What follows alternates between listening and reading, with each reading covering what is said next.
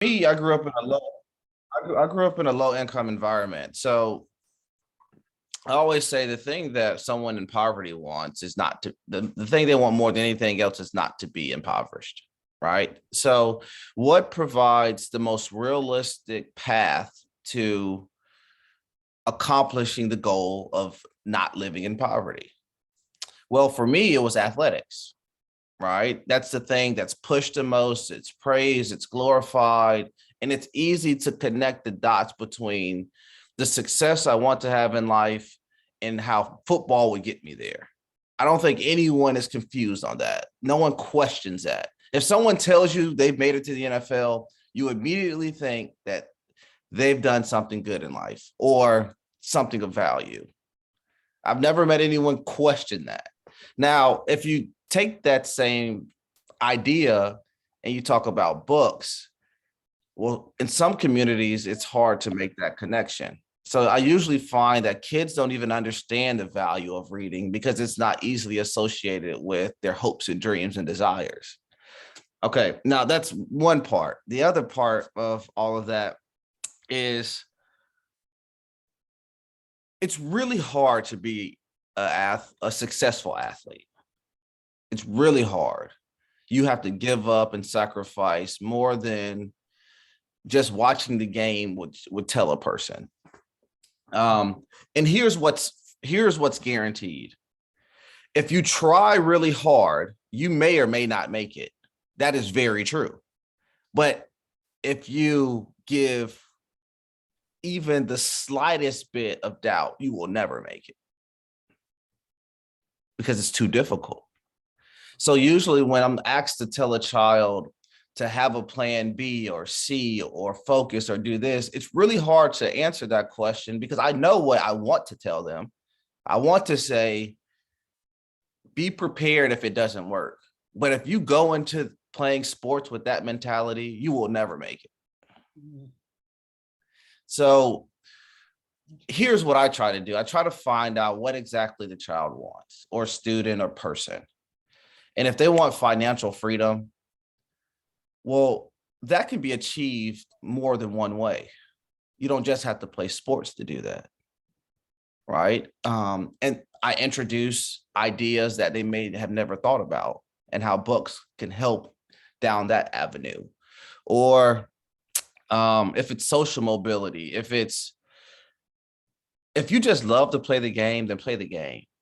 But if you're playing the game for a reason, I'm sure that reason can be accomplished differently. So I try to just expose the kids to new ideas on how to get where they want to be. And I know that's not really an answer, but exposure to me is the way to do it because it's really hard to tell someone who's chasing the dream of being an athlete not to just focus on that. Because if you don't, I can almost I'd bet everything I have that that person would never make it. So how serious do they really want to be an athlete? How much time can they devote? Are they really that good? I mean, those are the hard conversations that in that situation you just have to have. If you're a senior in high school and you know, see, this is really hard for me because I know some guys who are seniors in high schools that did not get an offer from a single college, but end up playing 10 years in the NFL. So it's really hard. You see what I'm saying here? To answer your question though, and move on, I would I would never mute someone's ambition, no matter if I think they have no shot. But I will expose them to new ideas that get them where I know they want to be. For me, it was financial freedom. I learned in college that you could accomplish that in other ways except playing sport. I was trapped through this idea that football was the only way. And I know that a lot of kids think that their value is defined by their ability to play that game. And that's just not true. Okay, that was a long answer, but. No, I think that answered it.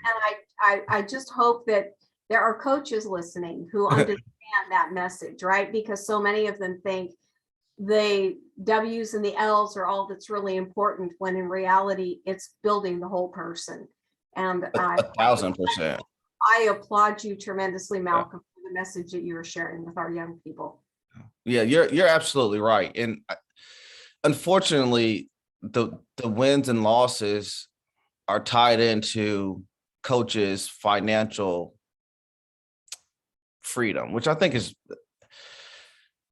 I could probably go on and on about that. But even I think even sometimes football players and coaches miss the true potential of being an athlete. It's not really whether you win or lose, or it's about to me, it's about the platform and how by simply being a part of the team gives you a competitive advantage. So I'd rather encourage the child to exploit that aspect of being on a team versus staying in bed all day because you lost the night before, which I get it because I've been in both situations. So, yeah. Thank you. Yeah. God bless you, Malcolm. Yeah. Thank Other you. questions? Anybody else have a question? I I just want just scared everyone off with that long answer. well, no, actually, I mean, it might be like, blowing everyone's mind, because it's like you're saying made me think a lot about the clip that was shown when you talked about being proud of the nerd label. And I'm just curious, any stories, examples that you can share of how that, like being proud of being a nerd, or I know the other term that's tossed around is like black nerd or blurred. When you're working with children through the foundation, through Read with Malcolm, are you picking up any comments from other kids who are also proud to be nerds, proud to be readers? Anything, has that rubbed off in ways that you've that have been like surprising or fun for you to watch? Let me give you a good answer. So in school, and long answer again, but I'm going to circle back to it. In school, naturally, if you're a good athlete, you're the cool guy, right? That's just the way it works. There could be nothing cool about you, but if you could play football well, especially in Georgia, then you're cool. So I always had that stamp, even though I didn't do anything cool. I mean, I just walked around, and the people who weren't cool were the smart people. And honestly, that never made sense to me, even when I was in high school. I just didn't understand how the individuals who were doing what they were supposed to be doing to get where they want to be and prevail in life were the ones who were getting ridiculed. It never made sense to me. Now, I wasn't one of those individuals because I didn't study that. Well, I didn't study really at all then. But I always respected them because those were the individuals I would go to help me get the grades I needed to be academically eligible. So I always had an appreciation for those who studied and worked really hard. I just wasn't a part of the group. And when I go to high schools now and talk to students, I look at them and I say, you guys do some things that aren't very smart. I say, you guys still pick on the smart person in class, and you don't even understand that those are the people who are going to go to college and get great jobs and be financially free. And you're picking on them, and it doesn't add up. And they like to focus on the type of shoes that you wear. And I get it because I was there. And the type of shoes that you wear. But when you get out in the real world, nobody cares about that. No one cares if you have the latest clothes on. No one cares if you're wearing the most popular shoes. All people care about is really your intellectual prowess and how that could help them get where they want to be.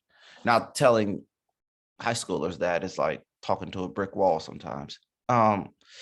So when I started picking up books, I still didn't consider myself, quote unquote, a nerd.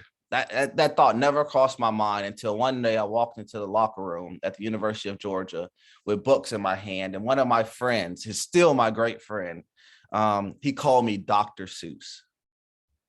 I thought it was hilarious. And And from that point on, someone did call me a nerd, and I felt accomplished.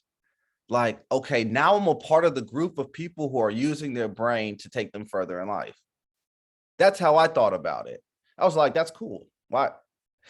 Like, and here's the crazy thing, in my opinion. There's this idea that being a nerd is mutually exclusive from everything else that's relevant in pop culture.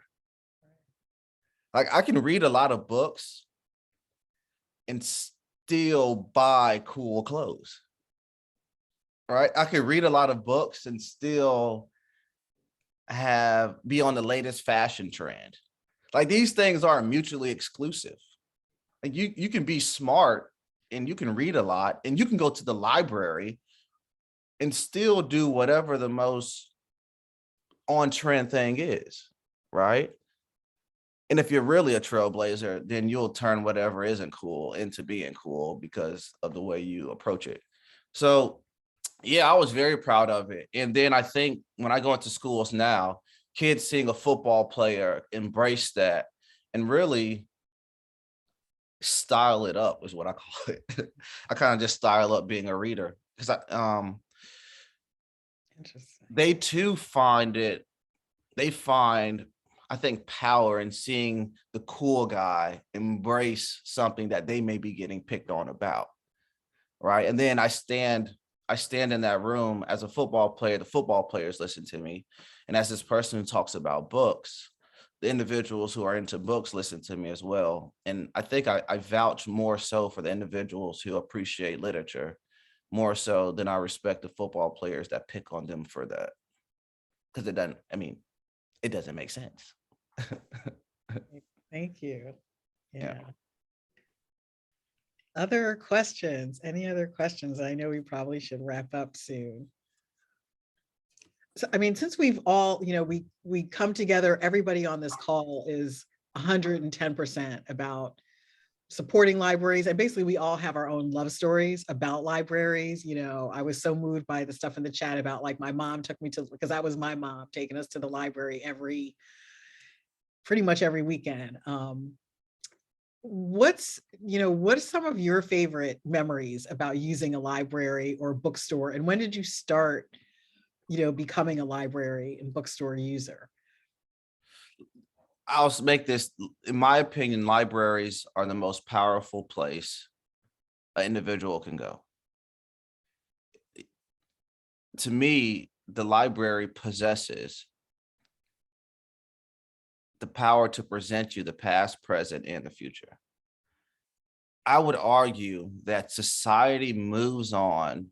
What happens in society is first introduced in the library. Every movie comes from a book or some written language, right? Every TV show, every music is inspired by the content people consume in libraries, and then they regurgitate it through their own interpretation, right? I don't know. For me, it's like this place represents so much of the world we live in, and people don't even notice it. Right? If you list out the top trends in society, I'm almost positive it stems from some text. So I started going to libraries and appreciating them for what they really represented around 2021. I would go into the library and I just explore and be curious and try to find something that inspires me. Right? I think the library is inspirational if you walk in with a bit of curiosity. I think it exposes you to new ideas and concepts that could change the trajectory of your life. That's what I think libraries represent. And this overwhelming power to present the past, present, and future simultaneously. I mean, if you can wrap your brain around that, that's pretty cool. I went into the library and I was reading about the 1970s for some odd reason. And I read one book that was taking place in Georgia. And then I pick up another book, the same time period, and it's taking place in Oklahoma. And then I pick up another book, same time period, and it's taking place in Japan, right? Where else can you go to get that perspective simultaneously? I don't know. Maybe the internet, but it won't be as much fun. And eventually you'll hurt your eyes because of the, you know what I mean. So yeah, to me, library, I started going maybe when I was 20, and I realized immediately the power they possess, right? Any and everything. If you want to be a new person, you can figure that out at the library. If you want to learn some skill, you can figure that out at the library. Or there's something at the library that will help you accomplish that task. That I feel like can be guaranteed. Yeah. I don't know where else you can, maybe somebody else say like church, but I don't know where else you can go and accomplish those things. Yeah. I don't know. You know.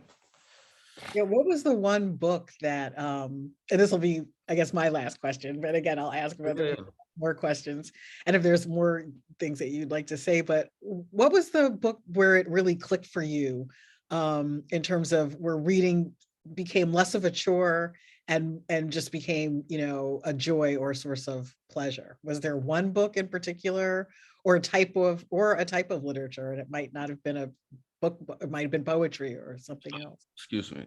There were two. This will really show you how disconnected I was from books. I thought all books were fake. I thought they were all fiction. I thought every book was fiction. I mean, they were just stories. And that's how I viewed books in my community. And unfortunately, that's how disconnected I was from the whole thing. But I thought all books were fake. I thought every story in a book was not real. I thought they were all made up. They're stories. They're made up things. So I was in college. And I still thought this while I was in college, by the way. I was like 19 or 20. And a friend, not even a friend, a classmate is giving a presentation, and he mentions his favorite book. And around this time, I'm being curious because I want to empower myself through books. So the book that he mentions, I go to the bookstore and buy and read it. And as I'm reading, I pause. I'm like, this sounds true. This can't be true. I keep reading. Something else happens. I'm like, wait a second. Is this real? I Google the person's name. It pops up. I read about it. That moment was so shocking to me because I connected with that book so deeply while I thought it was fake. And when I found out it was real, that someone was really going through those things, it not only did it show me that the world was much bigger than I imagined for it to be, but even in the sea of all these things, there are things that I have in common with somebody else. The beautiful things and the painful things too. The name of the book was called The Glass Castle, where it was written by Jeanette Walls. Mm-hmm. The second experience that really shook me up was I was reading Harry Potter while I was still on campus. And at this time, books are still like reciting words on pages. You know, you have some vivid imagery while you're reading, but when you close the book, you go back to the real world. Well, I was reading Harry Potter one day, and it was time for me to go to class. I closed the book. I walk out of the dining hall, and I'm walking down the sidewalk, and I duck. I duck because I feel the brooms flying over my head. I just finished reading a Quidditch match scene. And that's when I started associating books with magic. And that's hence Share the Magic Foundation. Because that showed me that what happens inside of a book does not only exist within the book. If you really latch onto it and give it and feed that energy, it becomes a piece of your reality. And those two things alter my perspective of books forever. Yeah. Wow. Yeah. And everything you said just resonates. I'm watching a lot of like heads shaking. Yeah. Yeah. Thank you. Yeah. Any other last questions before we wrap up for this evening? And actually, any last questions? Just anybody raise your hands or just jump right in, unmute yourself. Let me pause. Now, I want to make a statement because Yeah. someone's wearing a Clemson sweatshirt. Yes. I want to just stare at her until she notices what I said. Arian, yes. He's wearing the sweatshirt. You okay? Hey, I'm so sorry. No, I I'm got joking. distracted for a second. But yeah, Malcolm, honestly, it's just so nice to hear like a little bit of a Southern accent. Oh, yeah. You know what I mean? I just want to thank you so much for coming just because you know, you just remind me of so many of my friends back home. Yeah. And so for me, it's just a real special moment to kind of be able to engage with that again. Cool. Malcolm, I just feel like your message needs to be heard by everyone across this country. You have a wonderful Oh, story, thank you. wonderful story to tell, and I hope your message gets across to as many people as possible. You convey the message in such a beautiful way. Thank you so much. Thank you. I appreciate that. Now, is there any truth to the rumor that your involvement with the book club might turn into a movie, which would be a really fun movie No, not a movie. or TV show? You know what? And when I was in college, Lifetime reached out, Oh, yeah. and I wish we would have done it then. Because it would have been, I think it would have been cool on there. But yeah, a TV show, a TV station or production company, whatever they are, they're confusing. Yes, they reached out and they bought the rights to the story. Will they do something with it? I don't know. They're very slow. And I hope so, though. I think it would be a lot of fun and cool. Yeah. Yeah, that would Yeah. be. Then I'll be out in California more. Right. Yeah, you're gonna come here. I love that. Well, thank you so much. Is there anything else that you wanted to share? or No, say? I thought the event was great. Thank you for having me.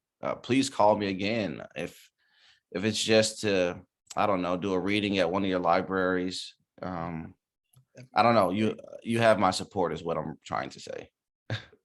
Well, thank you so much. Thanks for being just so generous with your time. Yeah. Thanks to everyone. I just, I really want to thank everyone who donated, all the people who work so hard behind the scenes, behind the scenes fellow board members, our incredible executive director, Julia, and our executive administrative assistant, Courtney, and Erin, all the wonderful service learners. We've got students from Cal State Monterey Bay who, without them, a lot of the videos and everything that you saw, you would not have seen. And Arian for like holding it all together and like organizing a lot of that work. So just thank you, everyone. And again, thank you, Malcolm.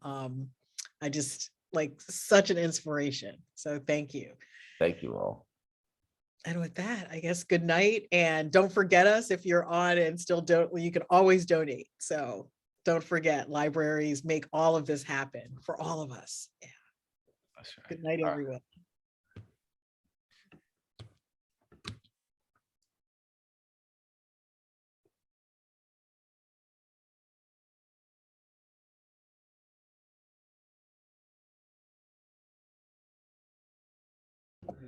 Woohoo! We did it!